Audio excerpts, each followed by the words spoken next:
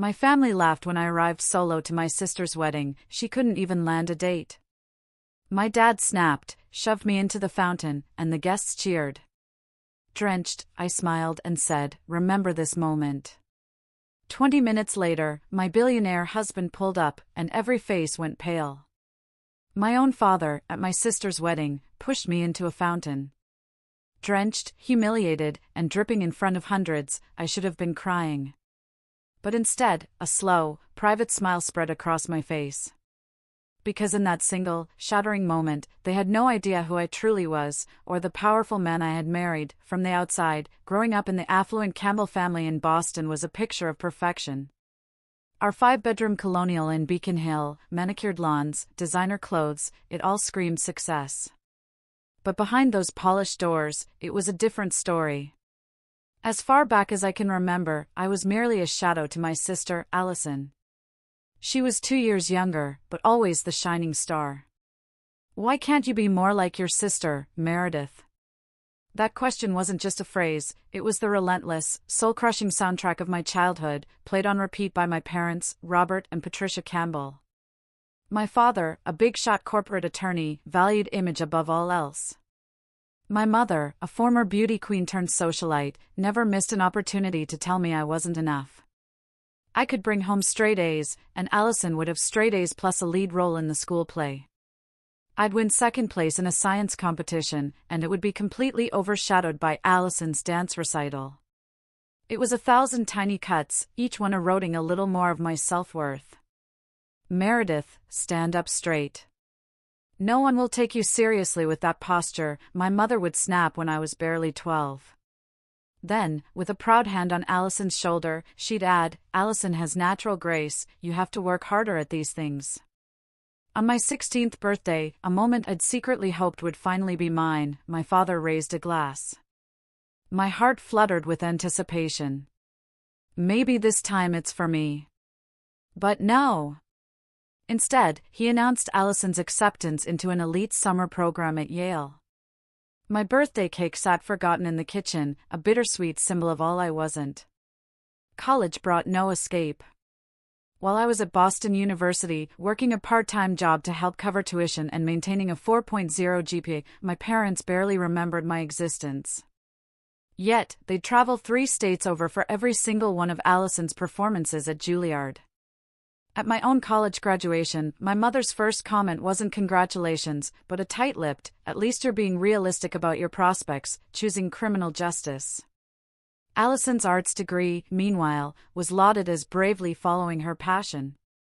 These emotional paper cuts continued into adulthood. Every family holiday felt like an endurance test. My accomplishments were minimized, my flaws magnified. It wasn't until my second year at the FBI Academy in Quantico that something inside me finally shifted. A quiet, resolute defiance began to bloom. I decided to create distance, not just physical, but emotional. I stopped sharing details about my life. I politely declined holiday invitations. Slowly, deliberately, I built walls around my heart, higher and stronger than any our family home could boast.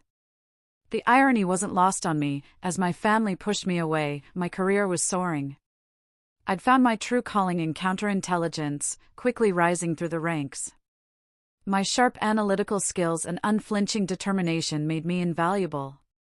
By 29, I was leading specialized operations, navigating a world my family knew absolutely nothing about. It was on one of those complex international cases that I met Nathan Reed.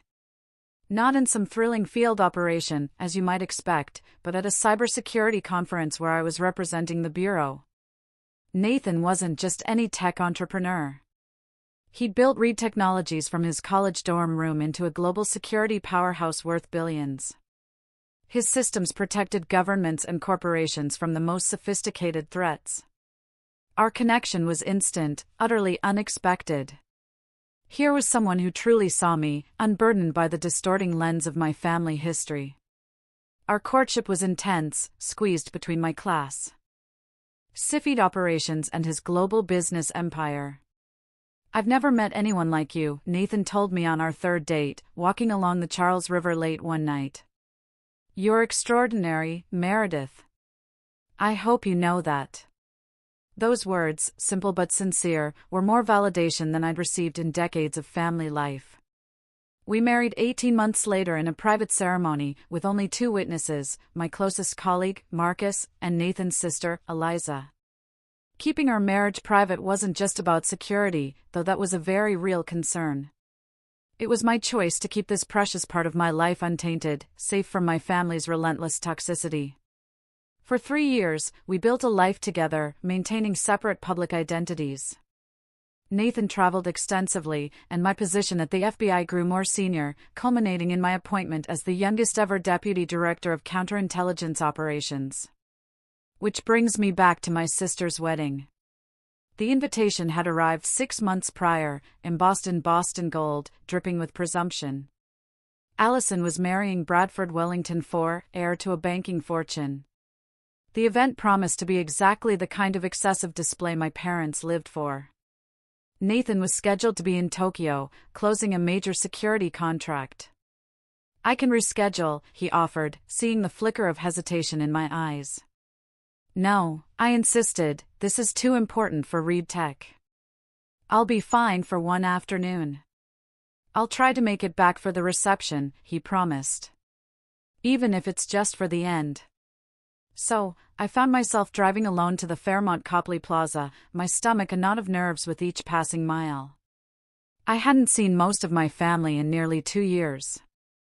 My sleek black Audi, one of the few luxuries I allowed myself, pulled up to the valet.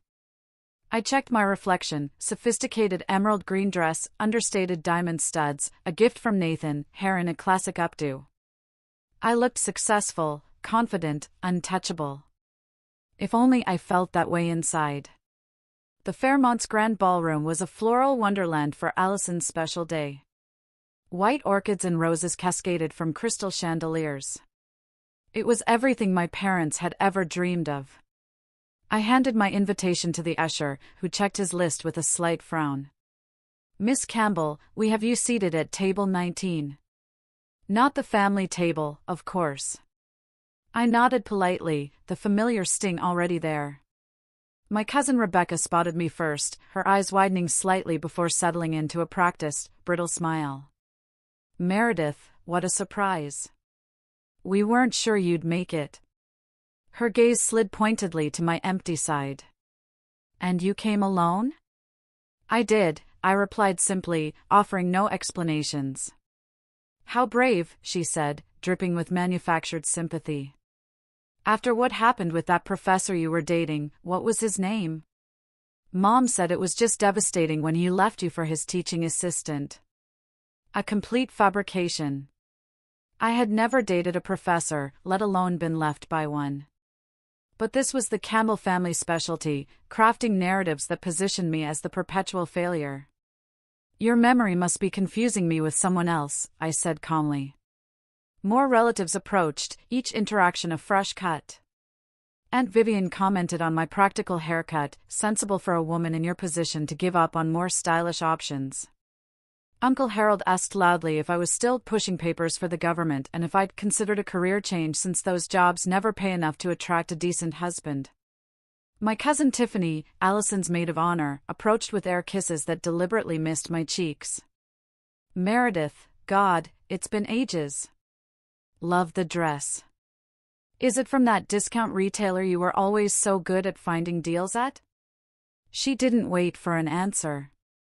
Allison was just saying she wasn't sure you'd come, you know, since you missed the bridal shower and the bachelorette weekend and the rehearsal dinner.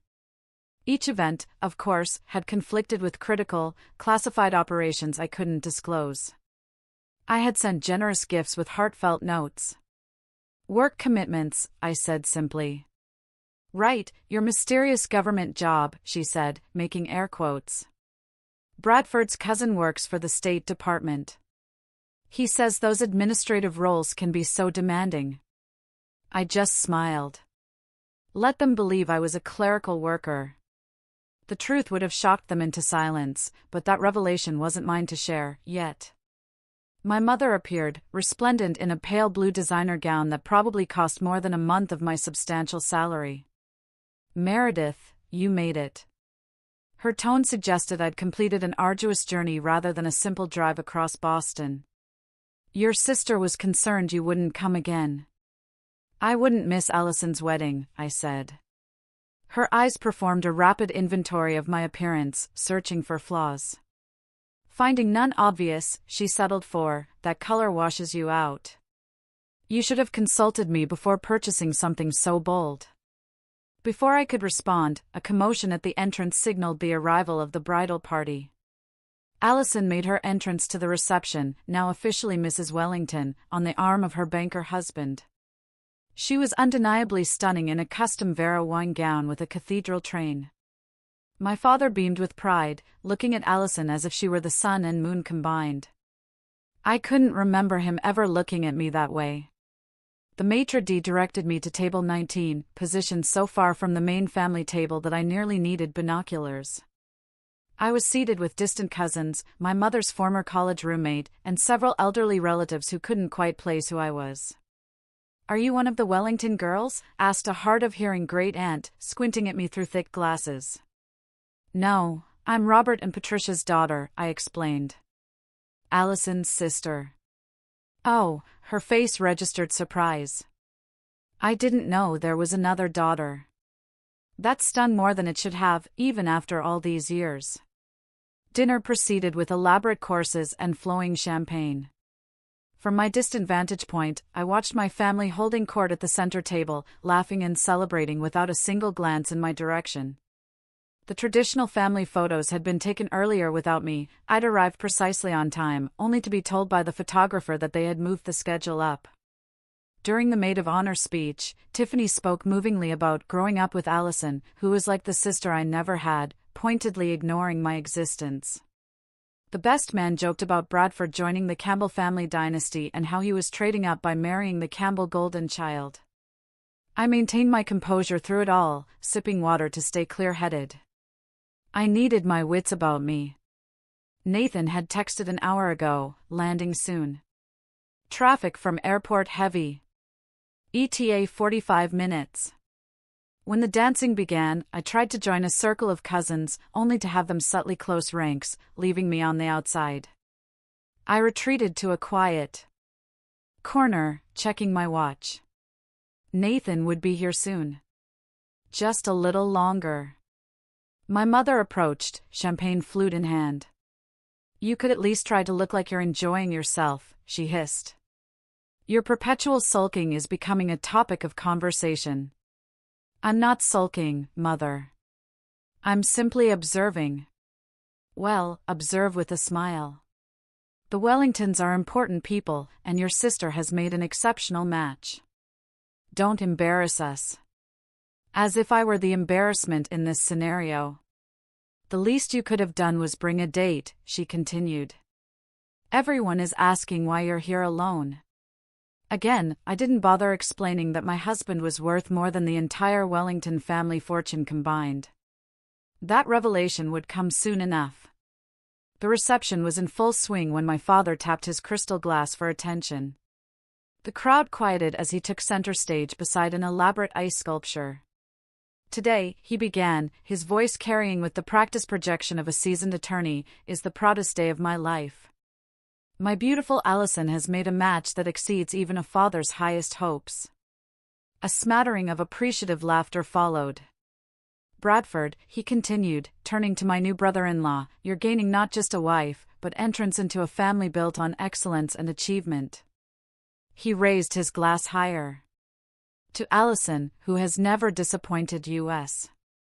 From her first steps, to her graduation from Juilliard with highest honors, to her charitable foundation work, she has been nothing but a source of pride. My chest tightened, not because I expected to be mentioned, I knew better, but because of the implicit comparison. Allison had never disappointed them. The unspoken conclusion was obvious. As he continued extolling Allison's virtues, I quietly slipped away toward the terrace doors. I needed air, space, a moment to regroup before Nathan arrived. The evening sun was setting over the hotel's famous courtyard fountain, casting golden light across the rippling water. I had nearly reached the sanctuary of the terrace when my father's voice boomed from behind me. Leaving so soon, Meredith? I turned slowly. He stood 10 feet away, microphone still in hand. The entire reception was looking in our direction. My mother and Allison flanked him, identical expressions of disapproval on their perfect faces. Just getting some air, I replied, keeping my voice steady. Running away. More like it, he said, and the microphone amplified his words to the entire room. Classic Meredith.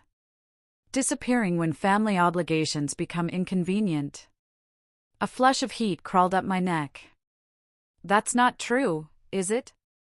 His voice had taken on the cross-examination tone I remembered from childhood. You've missed half the wedding events. You arrived alone without even the courtesy of bringing a +1. The room had fallen completely silent. I'm sorry if my attendance alone offended you, I said carefully. She couldn't even find a date, my father announced to the room, and scattered, nervous laughter followed. 32 years old and not a prospect in sight. Meanwhile, your sister has secured one of Boston's most eligible bachelors. The laughter grew louder, encouraged by his showmanship. Dad, I said quietly. This isn't the time or place. It's exactly the time and place, he retorted, advancing toward me. This is a celebration of success, of family achievement, something you would know nothing about. Each word was a calculated barb, designed to penetrate years of carefully constructed armor. I glanced at my mother and sister, looking for any sign of intervention. They simply watched. My mother with a tight smile, Allison with barely concealed satisfaction. You think we don't know why you're really alone? Why you hide behind that mysterious government job, my father continued. You've always been jealous of your sister's accomplishments. Always the disappointment. Always the failure. He was inches from me now, the microphone lowered, but his voice still carrying in the hushed room. Decades of resentment had transformed his face into something almost unrecognizable.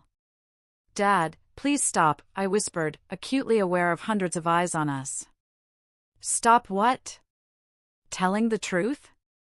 The truth that you've never measured up?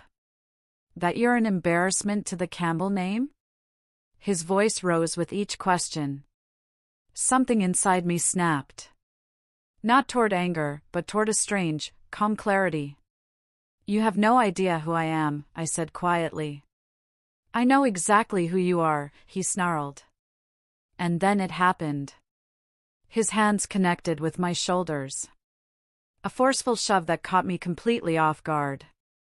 I stumbled backward, arms windmilling, but there was nothing to grab onto. For a suspended moment, I felt weightlessness, then the shocking, icy cold as I plunged backward into the courtyard fountain. Water engulfed me. My carefully styled hair collapsed. My silk dress billowed, then clung to my skin, and my makeup surely ran in rivulets down my face. The physical shock was nothing compared to the gut-wrenching realization that my own father had just publicly humiliated me at my sister's wedding. The crowd's reaction came in waves. First, shocked gasps, then uncertain titters, finally erupting into full-throated laughter and even scattered applause. Someone wolf whistled. Another voice called out, "Wet t-shirt contest after the garter toss." More laughter, more applause. I pushed myself up, water streaming from my ruined dress. My heels slipped on the fountain's slick bottom as I found my footing. Through dripping strands of hair, I saw my father's triumphant expression, my mother's hand covering a smile, my sister's undisguised glee. The photographer snapped picture after picture, capturing my humiliation for posterity. This would be in the wedding album, passed around at future family gatherings. Another chapter in the Meredith of failure narrative. But something unexpected happened in that fountain. As the cold water shocked my system, so too did a profound realization. I was done. Done seeking approval, done accepting mistreatment, done hiding who I really was. I stood fully upright in the fountain, water cascading from my designer dress. I pushed back my soaked hair and looked directly at my father. Remember this moment, I said, my voice carrying across the suddenly quiet courtyard. Not shouting, not emotional, just clear and precise. The smile froze on my father's face. Something in my tone must have registered because uncertainty flickered in his eyes. Remember exactly how you treated me, I continued, stepping carefully toward the fountain's edge. Remember the choices you made. Remember what you did to your daughter. Because I promise you, I will. I climbed out of the fountain with as much dignity as my soaked condition allowed. A stunned silence had replaced the laughter. Even my father seemed momentarily at a loss for words. The memory of a similar public humiliation flashed through my mind, high school graduation, when my father had interrupted my valedictorian speech to loudly comment that memorization had always been mere Dith's only talent. The audience had laughed then too. I had shrunk into myself, becoming smaller. Not this time. I walked through the crowd, water dripping with each step, creating a trail across the expensive carpet. No one stopped me. No one offered help. No one spoke. And strangely, I was okay with that. For the first time in my life, I didn't need anything from these people. The ladies' room of the Fairmont was blessedly empty. When I pushed through the door, I caught sight of myself in the gold-framed mirror. Mascara streaked, hair plastered to my skull, the emerald dress now a darker forest green, saturated with water. And yet, I didn't feel defeated. I felt oddly liberated. My phone had been in my clutch, which thankfully I'd left at table 19 before the fountain incident. I retrieved it from a concerned-looking distant cousin who'd guarded it for me, then returned to the bathroom to text Nathan. "How close are you?" His response came immediately. 20 minutes out. Traffic clearing. Everything okay? I hesitated before typing. Dad pushed me into the fountain in front of everyone. 3 dots appeared instantly. Disappeared. Reappeared. Finally, I'm coming. 10 minutes. Security team already at perimeter. I hadn't known he'd sent a security team ahead. That was Nathan, always thinking 10 steps ahead, always protecting what mattered to him. And somehow, incredibly, I mattered to him. The bathroom door swung open and a young woman entered. One of Bradford's cousins, I thought. She stopped short when she saw me. "Oh, are you okay?" "I'm fine," I replied, straightening my spine. "Just a little wet." She hovered uncertainly. "Everyone's talking about what happened. It was really awful of your dad." Her unexpected kindness nearly broke my composure. "Thank you for saying that." "I have a spare dress in my car," she offered. "It might be a little big, but that's incredibly kind, but I have a change of clothes in my car." Professional habit. Always have backup options. "Could you walk with me to the valet?" I'd rather not wade through the crowd alone. "Of course," she said. "I'm Emma, by the way. Bradford's step-cousin from his mom's second marriage. Basically, the Wellington family outlier." "Meredith," I replied, offering my dripping hand. "Campbell family scapegoat." "Pleasure to meet you." She laughed, and somehow that small moment of connection steadied me. Emma ran interference as we made our way through a side exit to the valet stand. I retrieved my backup outfit from the Audi's trunk, a simple black sheath dress and flats I kept for emergencies. 10 minutes in a nearby restroom and I'd managed to transform myself from drowned rat to reasonably presentable professional. As I applied fresh makeup, I thought about my life, my real life, not the distorted version my family perceived. I had graduated top of my class at Quantico. I had led operations that saved American lives. I had earned the respect of hardened field agents and Washington officials alike. I had married a brilliant, kind man who valued me exactly as I was. None of that validation had come from the people currently celebrating in the ballroom. And maybe that was the point. Maybe true worth is only found outside the funhouse mirrors of toxic family dynamics. I checked my watch. Nathan would arrive any minute. For the first time, I was ready to stop hiding our relationship. Not because I needed my family to be impressed that Ship had sailed into the fountain with me, but because I was tired of diminishing myself to make them comfortable. My phone vibrated with a text from Nathan, in position. I took a deep breath, smoothed my replacement dress, and walked back toward the reception with my head high and shoulders back. Emma had returned to her table, but she gave me an encouraging thumbs up as I passed. The festivities had resumed in my absence. The dance floor was crowded, the bar busy, the cake waiting to be cut. No one noticed me immediately, which allowed me to position myself strategically near the main entrance. I spotted my mother first, holding court with several of her socialite friends, gesturing animatedly. As I drew closer, her words became clear. Always been difficult. We've tried everything with her. Absolutely everything. The best schools, the best therapists. Some people simply refuse to thrive. Such a shame, agreed one of her friends. Especially with Allison being so successful. Same parents, same opportunities. Genetics are mysterious. My mother sighed theatrically. Robert and I have accepted that Meredith will never. She trailed off as she noticed me standing there, clearly not still hiding in the bathroom, as she'd assumed.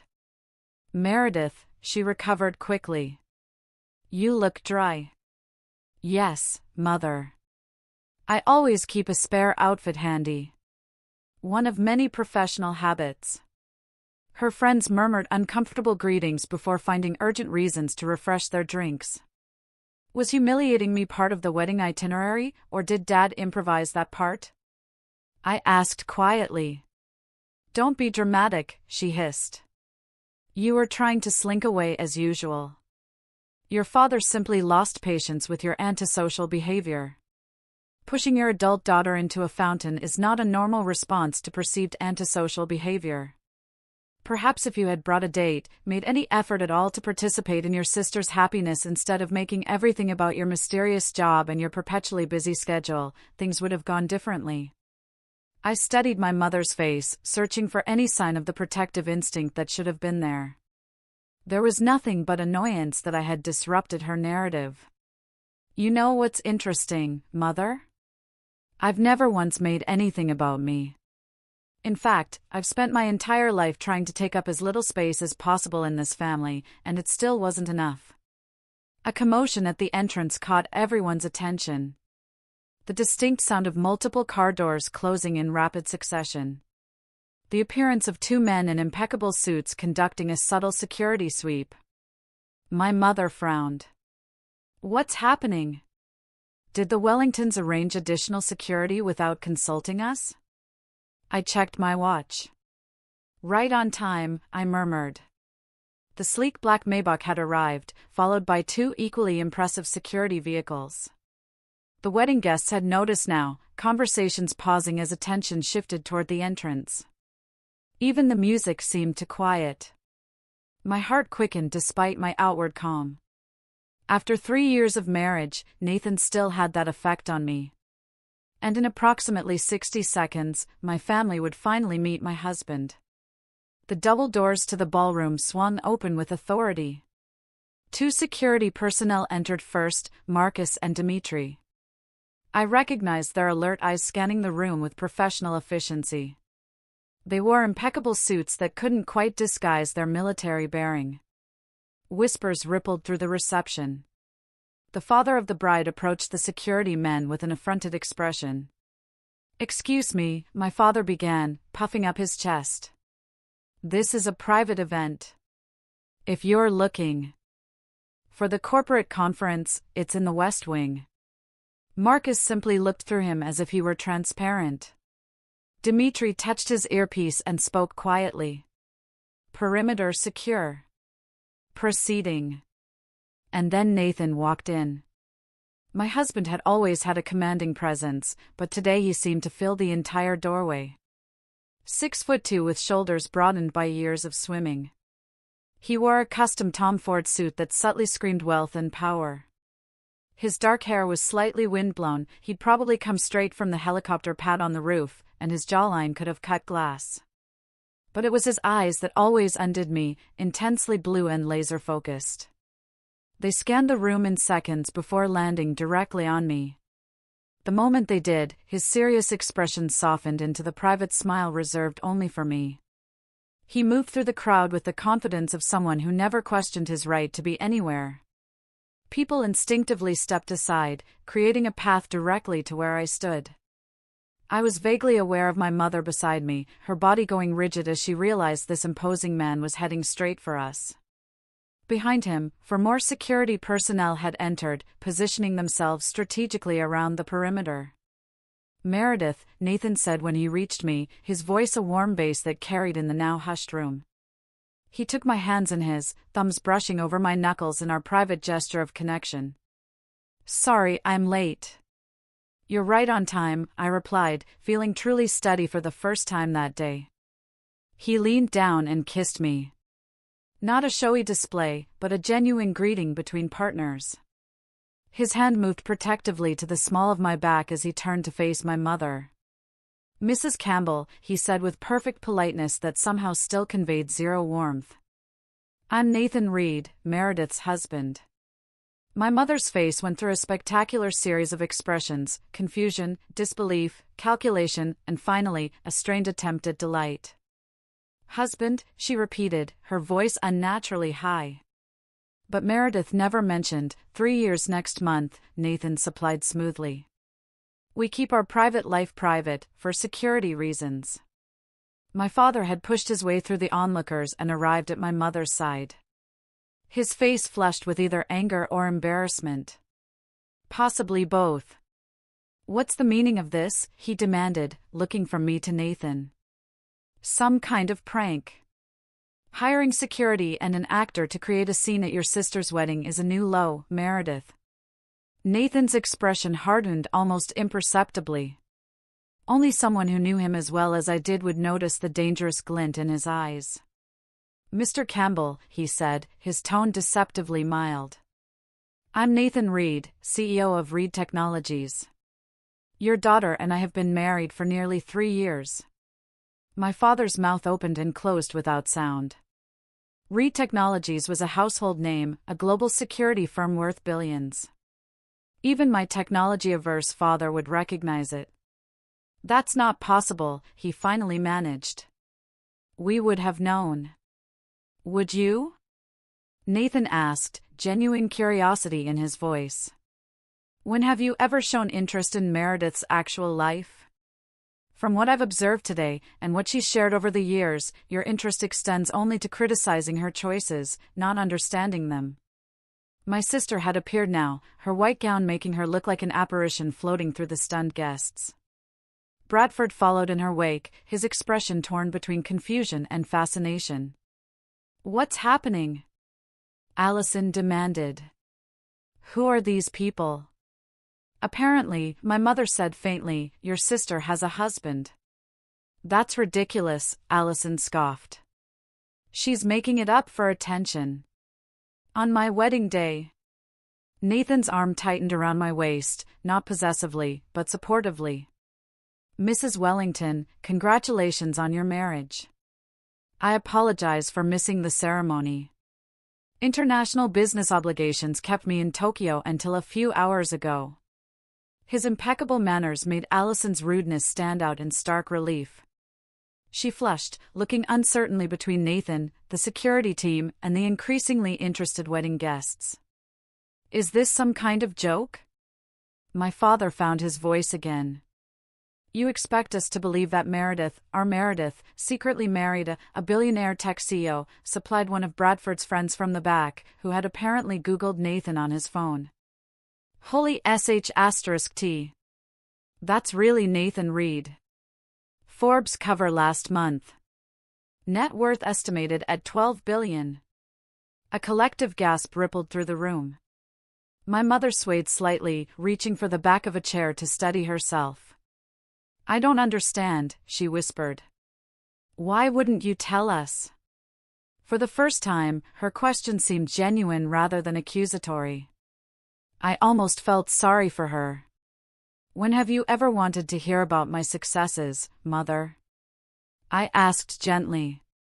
When have you ever celebrated anything about me? She had no answer. As for me, Nathan continued smoothly, I've been looking forward to meeting the family Meredith has described so vividly. Though I admit, after witnessing your behavior today, I find myself rather. He paused, selecting his word carefully, disappointed. My father's face darkened. Now listen here, young man. No, Mr. Campbell, Nathan interrupted, his voice suddenly hard as steel. You listen. I watched from the terrace as you publicly humiliated your daughter. I saw you push her into that fountain. I heard the things you said to her. The blood drained from my father's face. Under normal circumstances, Nathan continued, such an assault would have immediate consequences. My security team was prepared to intervene, but Meredith signaled them to stand down. That's the kind of person your daughter is. Even after your despicable behavior, she didn't want to create a scene at her sister's wedding. The room had gone completely silent. Even the waitstaff had frozen in place. Fortunately for you, Nathan finished, my wife is a better person than I am. Because if anyone ever treated her that way again, my response would not be nearly so measured. The threat, though delivered in the most civilized tone possible, hung in the air like storm clouds. At that precise moment, as if choreographed for maximum dramatic effect, the ballroom doors opened once more. Two individuals in crisp business attire entered, their posture alerting me immediately to their identities even before I saw their faces, Marcus and Sophia, my most trusted team members from the bureau. They approached with purposeful strides, coming to a stop a respectful distance from where Nathan and I stood with my family. Director Campbell, Sophia said formally, using my official title. I apologize for the interruption, but there's a situation requiring your immediate attention. The title hung in the air for a beat before the whispers started. Director? Did she say Director Campbell? What department? My father's confusion was almost comical. Director of what? Some minor government office? Nathan's smile was razor-sharp.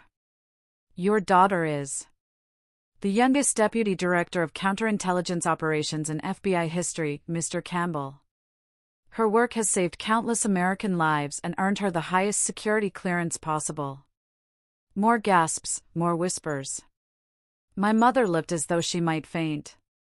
Allison stepped forward, her bridal glow diminished by confusion and dawning horror. That's impossible. Meredith is just. Just what, Allison? I asked quietly. Just your disappointing older sister? Just the family scapegoat? Just the perpetual failure? She had no answer. The Meredith Campbell I know, Nathan said, his voice carrying easily through the silent room, is brilliant, courageous, and formidable. She has the respect of hardened field agents and government officials alike. She makes decisions daily that affect national security. And for some inexplicable reason, he turned to look directly at my father, she still cared enough about your approval to attend this wedding, despite knowing exactly how you would treat her. My father seemed to have aged 10 years in the last 5 minutes. The confident, bullying attorney had vanished, replaced by a confused old man trying to reconcile his lifelong narrative with this new reality. Why didn't you tell us? He asked, his voice smaller than I'd ever heard it. Would you have believed me? I replied simply. Or would you have found a way to diminish this too? His silence was answer enough. Marcus approached, holding a secure tablet. Director, I hate to press, but we need your authorization on this operation. I took the tablet, scanned the information, and made a quick decision. Proceed with option 2, but increase surveillance on the secondary target. I'll call in for the full briefing in 20 minutes. Yes, ma'am, Marcus replied, accepting the tablet back. The professional exchange happened in seconds, but its impact on the room was seismic. This wasn't play acting. This wasn't an elaborate ruse. This was real power, real responsibility, and I wielded it with casual confidence. Nathan checked his watch. We should go. The helicopter is waiting, and we have the Tokyo team on standby for the video conference at 9 o'clock. I nodded, then turned to face my stunned family one last time. Congratulations on your wedding, Allison. I wish you and Bradford every happiness. My sister seemed incapable of speech. Bradford, to his credit, stepped forward and offered his hand to Nathan. It was an honor to meet you, Mr. Reed, and you, Director Campbell. I hope we'll have the opportunity to get to know each other better in the future. His sincerity was unexpected and rather touching. I shook his hand warmly. I'd like that, Bradford. My parents remained frozen. Decades of their carefully constructed narrative lay in shambles around them. Mr. and Mrs. Campbell, Nathan said with perfect courtesy. Thank you for the invitation. I apologize again for missing the ceremony. My father finally found his voice. Meredith, wait. We need to talk about this. We're your parents. We've always wanted what's best for you. We've always been proud of you. The naked attempt to rewrite history might have worked in the past. Not today. No, Dad, I said gently. You haven't. But that's okay. I don't need you to be proud of me anymore. And with that, Nathan and I turned and walked out of the ballroom, my security team falling into formation around us. Behind us, the whispers had erupted into full-voice exclamations.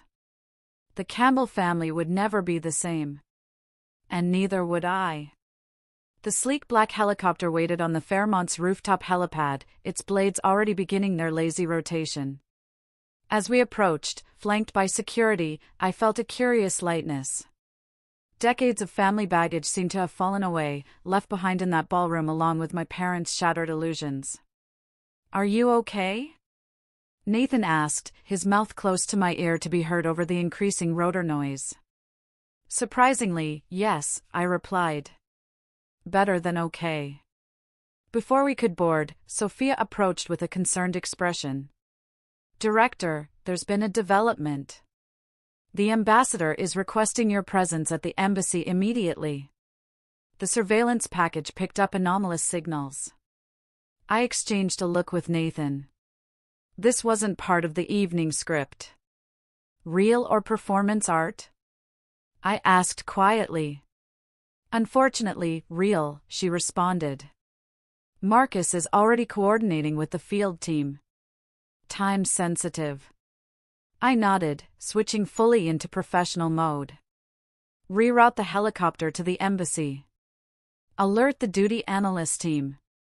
I want a full brief upon arrival. Already done, Sophia confirmed. Nathan touched my arm. Go. I'll meet you there. This seamless adjustment to crisis was the rhythm of our marriage. Two high-powered careers occasionally colliding with personal plans.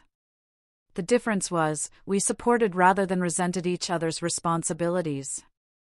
As we turned back toward the roof access door, planning to descend and exit through the hotel's private security entrance, we found our path blocked. My mother stood there, slightly breathless from having apparently rushed up several flights of stairs. Her perfect coiffure had wilted slightly, and her immaculate makeup couldn't hide her pallor. Meredith, she said, her voice unusually uncertain. You can't just leave like this. We need to talk. I glanced at Sophia, who nodded discreetly and stepped back to give us a moment of privacy. I have a work emergency, Mother. National security doesn't wait for family reconciliations. National security, she repeated, as if tasting the words for the first time. You really are what they said. A director at the FBI? Deputy Director of Counterintelligence Operations? I confirmed. For the past 18 months. Before that, I was Assistant Director for 3 years. She seemed to be struggling to integrate this information with her long-held image of me. But why the secrecy? Why not tell us? We would have been proud. I finished for her. Would you? Or would you have found a way to minimize it? Compare it unfavorably to Allison's achievements? Suggest I got the position through connections rather than merit? Her flinch told me I'd hit the mark. And the marriage? She pressed. 3 years, he said. 3 years. And you never thought to mention you had married one of the wealthiest men in the country? I noticed her emphasis on Nathan's wealth rather than any of his other remarkable qualities. Even now, status was her primary concern. Our marriage is private for multiple reasons, I explained patiently. Nathan's position makes him a potential target. My position involves classified work. And frankly, I wanted something in my life that wasn't subject to the Campbell family critique. The helicopter pilot signaled that we needed to depart. Time was running short. I have to go, I said. There's a legitimate national security situation developing. Will you come back? She asked. And for the first time in my adult life, I heard genuine uncertainty in her voice. To talk? To let us get to know you? The question surprised me. I studied her face, looking for the manipulative mother I'd known all my life. Instead, I saw confusion, hurt, and perhaps a dawning realization of all she'd missed. I don't know, I answered honestly.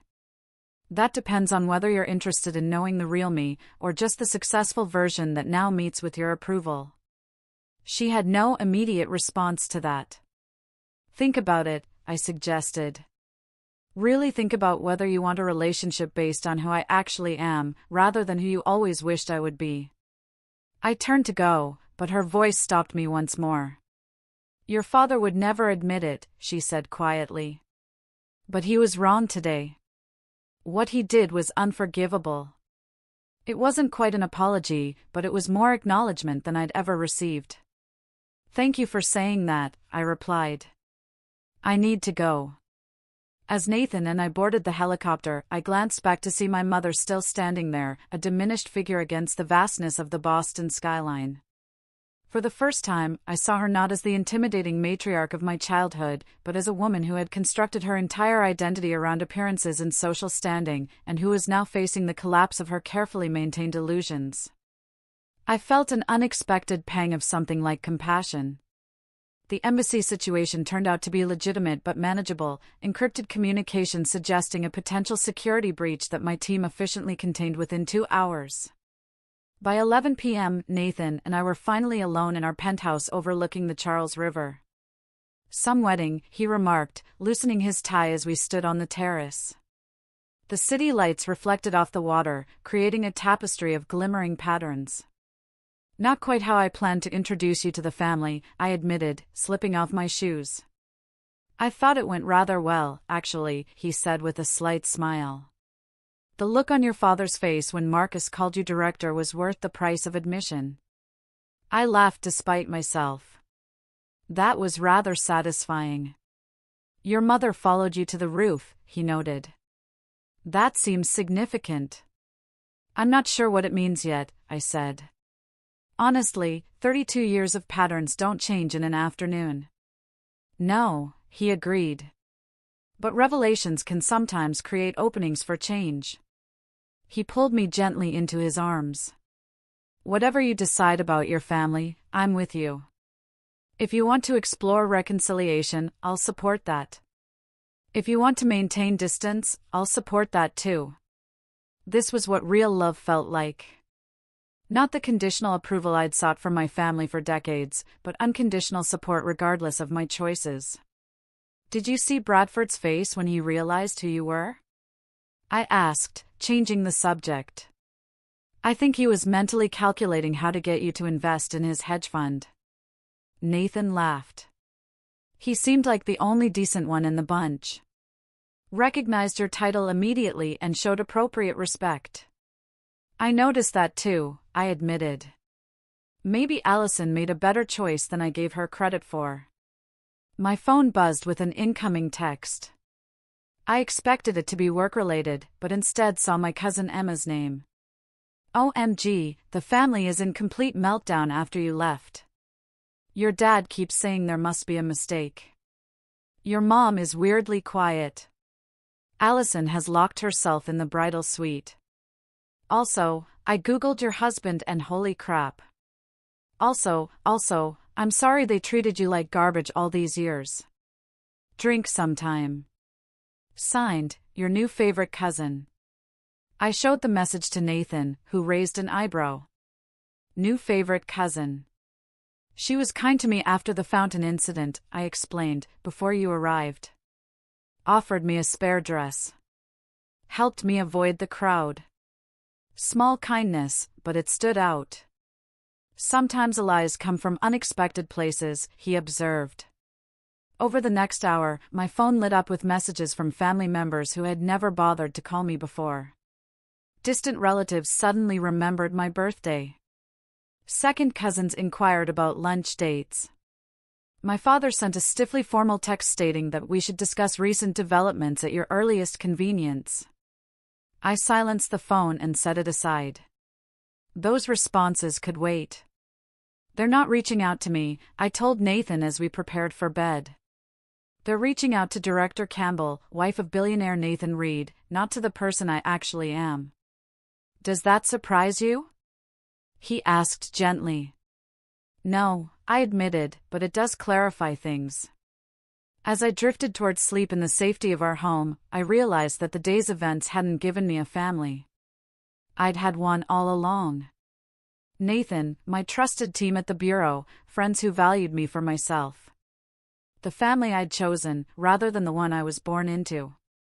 And that, I was discovering, made all the difference. 3 weeks after my sister's wedding, Nathan and I sat in our favorite corner of Thinking Cup Cafe on Newberry Street. Despite our combined net worth and status, we enjoyed these small moments of normalcy, good coffee, quiet conversation, and people watching in a place where we weren't immediately recognized. Your mother called again yesterday, Nathan mentioned, stirring his Americano. That's the third time this week. I nodded, watching pedestrians hurry past the window. The Boston Fall had painted the trees along Commonwealth Avenue in brilliant reds and golds. She left another voicemail. Invited us to Sunday dinner. Are you considering it? His tone was neutral, offering neither encouragement nor discouragement. I'm not sure, I admitted. Part of me thinks it's careful distance, still processing her displacement from the family spotlight. But there were moments, brief, tentative moments of something like genuine connection. My father asked thoughtful questions about a recent cybersecurity initiative Nathan's company had implemented for government agencies. My mother produced a box of my childhood achievements she'd apparently kept all these years: debate trophies, academic awards, science competition medals, evidence that perhaps she'd noticed more than she'd acknowledged. Most surprising was Allison's request to speak privately after dinner. In the garden where we'd played as children, my sister struggled visibly with words that didn't come easily to her. I didn't know, she said finally, about your job, your husband, your life. You never asked, I pointed out, not unkindly. I know. She twisted her wedding ring nervously.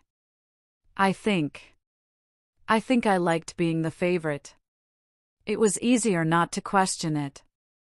Her honesty was unexpected. Bradford says I need to examine why I felt threatened by your success, she continued. Even before I knew about all this, she gestured vaguely, encompassing my career, marriage, and status. He thinks we could both benefit from family therapy. I studied my sister, really looked at her, perhaps for the first time in years. Behind the perfect exterior, I glimpsed uncertainty, insecurity. Even the golden child role came with its own burdens, its own impossible expectations. I'd consider that, I said carefully.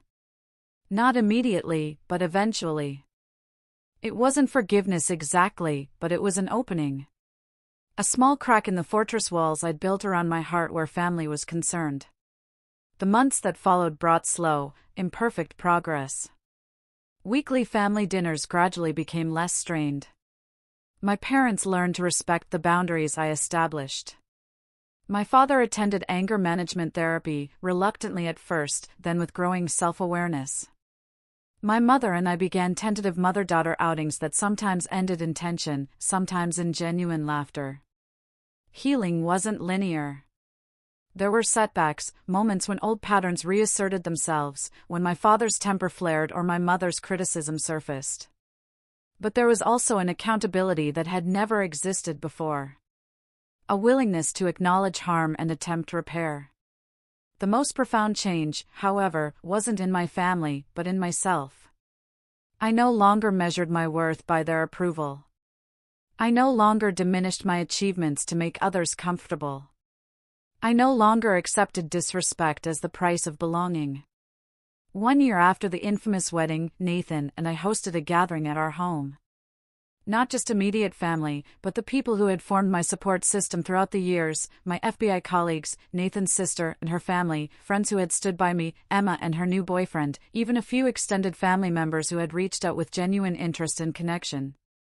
As I looked around at this diverse group, this chosen family interspersed with biological relations, I realized something profound. Family isn't just about shared DNA.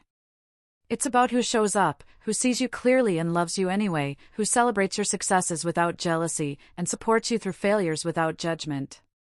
Sometimes those people share your bloodline. Often they don't. The magic happens when you stop forcing connections where they don't naturally exist, and instead nurture the ones that bring mutual joy and growth. Standing in our kitchen, preparing to bring out dessert, I felt Nathan's arms encircle me from behind. "Happy?" he asked simply. I leaned into his embrace, watching through the doorway as my father engaged in animated conversation with Marcus about fishing techniques, while my mother showed Emma photos on her phone. And Allison's musical laugh rang out at something Bradford had said. Not perfect, still complicated, but real in a way it had never been before. "Yes," I answered truthfully. "I am." If you're watching this and have struggled with toxic family dynamics, I want you to know that your worth isn't determined by those who failed to see it. Building boundaries isn't selfish, it's necessary for healing. And sometimes the most loving thing you can do for yourself is to create distance until genuine change occurs. Have you experienced family relationships healing after setting firm boundaries? Or have you found peace by creating your chosen family instead? Share your stories in the comments below. Your experience might be exactly what another viewer needs to hear today. Don't forget to like and subscribe if this resonated with you. And thank you for being part of this supportive community where we can share our journeys of healing and growth.